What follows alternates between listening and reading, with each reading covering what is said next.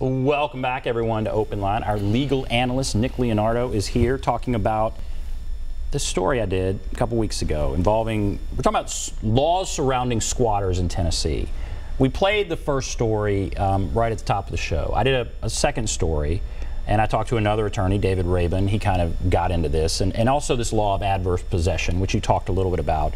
But why don't we play this second story, then we'll come out and talk about that. The bank says you have no right to be here. Jude Piskey's shocking reaction to our questions revealed he did not want to talk about how he took over a luxury Mount Juliet home.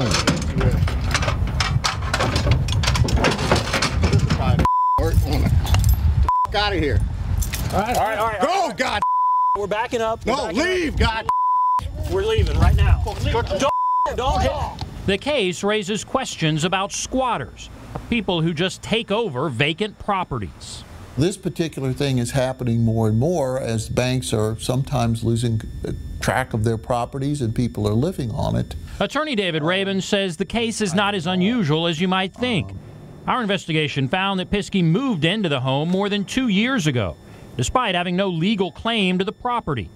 The banks that foreclosed on the previous owners essentially forgot about it, allowing it to sit empty for years. In Tennessee, there's no such thing as squatters' rights. It's a myth.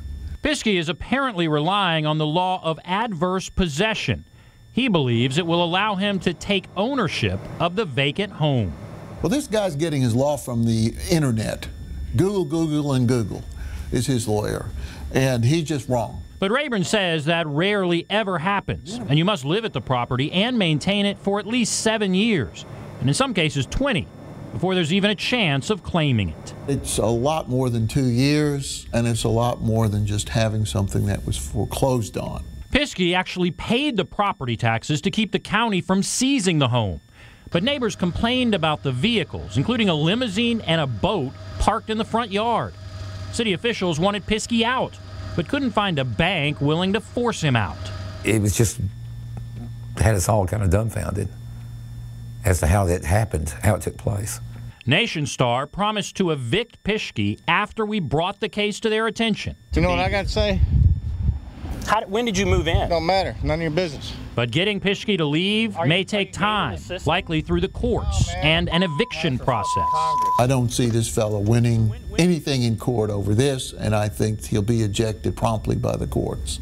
And he's proven he can be hard to deal with. Go! We're backing up. No, leave! We're leaving right now. Don't hit.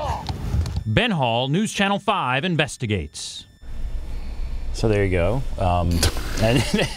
And I have somebody asking me here, I think it's Kevin Sindorf, be honest with us, how scared were you?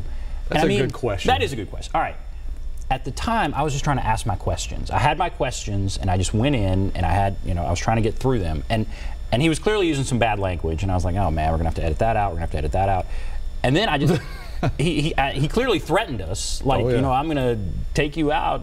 But I was still trying to ask my questions. Then he goes over to the truck and does that, and I still was not aware of what was really going on. He really, when you look at it in the camera, though, it's pretty scary, because he's charging the cameraman, really, and then I'm off to the side, and there's a moment where he swings the axe and says, I'm going to get your feet, or something like that.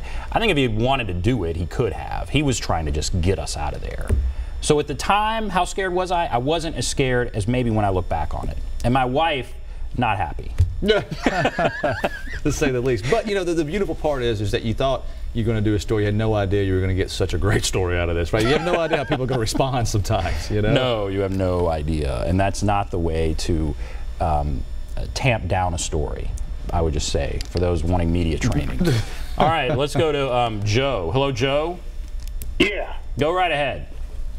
I just got an oddball question, and it's related somewhat to the squatters, and it's got to do with if you talked about the separation of family members being in other states, and what I had was parents on the other side of the states passed away, okay, and then funerals are gone, all that's done. All of a sudden, within a month or so, I'm getting paperwork saying I owe for the balance of the home's payments that aren't being made because I'm on some kind of paperwork.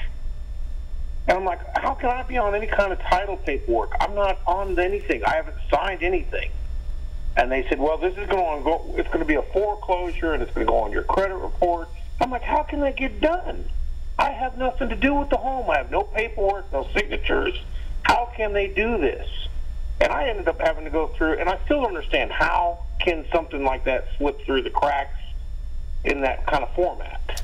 Joe, let me ask you a quick question. Was that, you're talking about were you married to a co-debtor or someone who had their name on the note, or was this just simply your mother that passed, or? It was my mother passed first, and then it was my father and stepfather who passed away.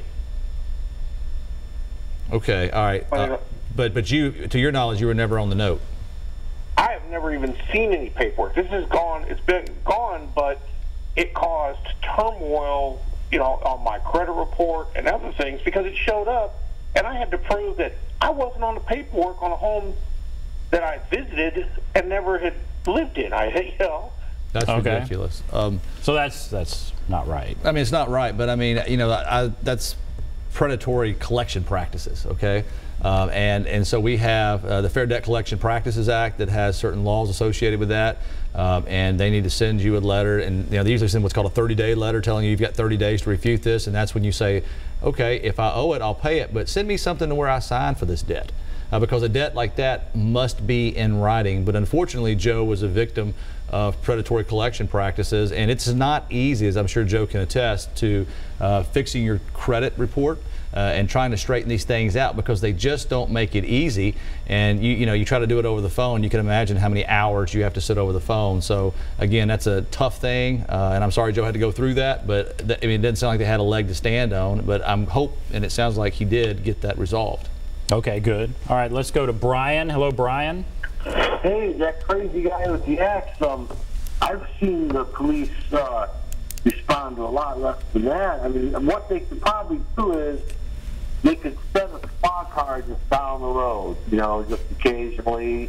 When they know who this guy is. They know when he's coming and going. He probably has a record. So, like the other guy said, the lawyer said, he's going to be gone, but just park a squad car about a block or two down, a few hours a night, just they borrow a nap hour, but just they know when he's coming and going, and just pull him over. He probably doesn't have a legal license, insurance, backed up all kind of problems. All right, Brian, thank you for that. I mean, all right, the bottom line is he was charged with assault.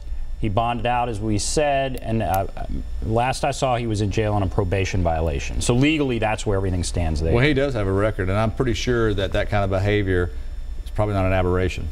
I would think that someone who's brazen enough to walk into a super nice home like that, I'm sure in a nice neighborhood, and act like they own it, and just dare someone to say anything, probably does have some skeletons in the closet out there. So we've gotten several calls from people questioning about family members living in the home, and is that a squatter type situation? No. And maybe that's the most common type thing. I mean, obviously this is not a case, this wasn't a family member in this case, but talk a little bit about that. So you said you've written eviction notices for kids even? Yeah, adult kids. So I mean, to make the example, and this may seem ludicrous, but it drives it home, is that, yes, I have before been retained by parents who had children that, I call them children, but it's their children, 28, 29, 30 years of age, that won't leave the home, and they can't call the police and make them leave because that's where the child lives. And so they have had to file eviction notices. And of course, the police don't get involved. I mean, you go to court and you say, I want this person out of my property. They will give you a judgment for possession. And then you've got 10 days before it becomes final, because each side can appeal. Then on day 11, you go back down there and file paperwork, what's called the writ of restitution. And all that happens is that the sheriff's department will stand there and keep the peace while you put the stuff out in the front yard or the street. Wow. Again, the police just don't come in and drag people out of there. And there can be situations, if it's day 11 and they won't leave, okay, then at that point you're trespassing, okay? And so even though it may be a misdemeanor, there's an exception for trespassing, because that's an activity that's going to continue, obviously. They could arrest you, but typically, they don't get involved in that, and it's unfortunately up to the owners to hire movers to put the stuff out in the street. Wow, that's all very interesting stuff. All right, we're going to take a break. We'll come back. We'll wrap everything up. Be back right after this.